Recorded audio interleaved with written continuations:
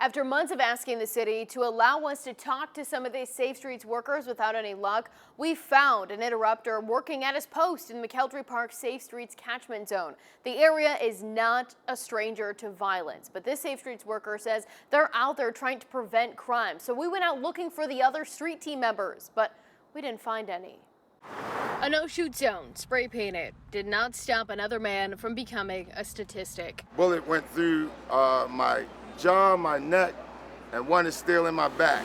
Monument Street, a hot spot for crime in Baltimore. One of the reasons the McElderry Park Safe Streets location is open. But finding proof of their work is a challenge. Hi there. On Rose Street. Are you guys Safe Streets? You're with Safe Streets?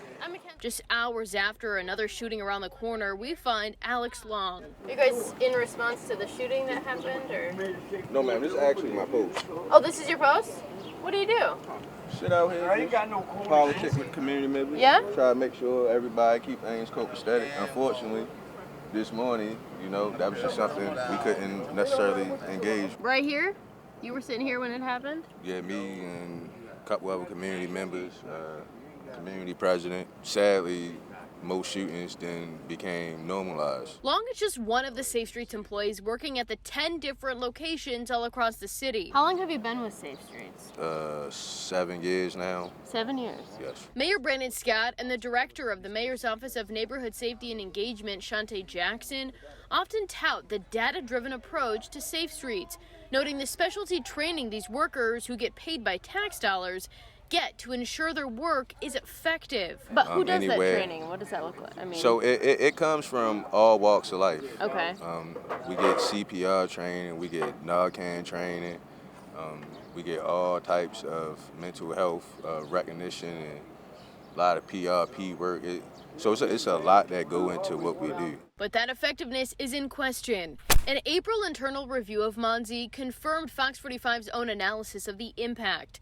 The data inconclusive. From 2016 to 2020, McElderry Park saw more than a 300% increase in shootings, but a 20% decrease in homicides in the same time period. This location shut down in 2015 when employees were federally charged with drug dealing. Now, back up and running. And these cards show the Safe Streets team on one side and their posts on the other. Long says the street team is out on their spot from 2 to 10. So when we were done talking, we went out looking for them. In his unmistakable orange shirt, Long is on Rose Street. No Safe Streets. Glover and Jefferson Streets, nothing. This is Port. Monument and Port, empty. McElderry Street and North Kenwood Avenue, Nothing. no Safe Streets workers. And the next day, the only thing orange at this intersection, a fire hydrant. Back with Long talking about funding, as the community violence intervention efforts in Baltimore set to get millions in federal assistance, the shootings and killings are still happening. Why should this program continue? Because in the time that this program has been around in the 13 years, individually, we have individuals from our organization that have mediated over 1,500 mediations. That's 1,500 potential homicides that just one individual have. What constitutes as a mediation?